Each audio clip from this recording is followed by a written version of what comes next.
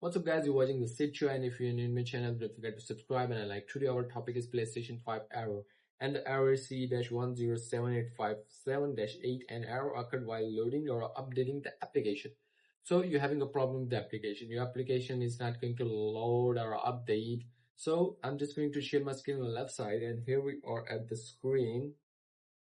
And then you must go to check the application. If needs the application update, you must update it.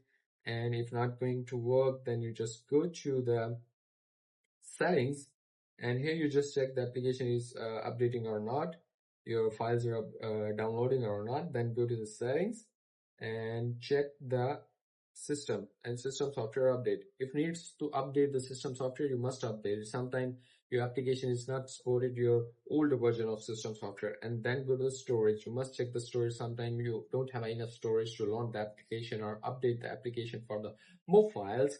So you can connect with the USB also for the storage.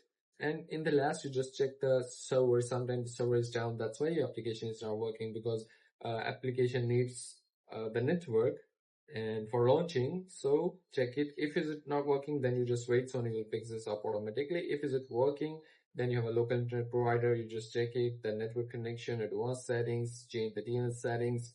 In the wired LAN, you also do the same.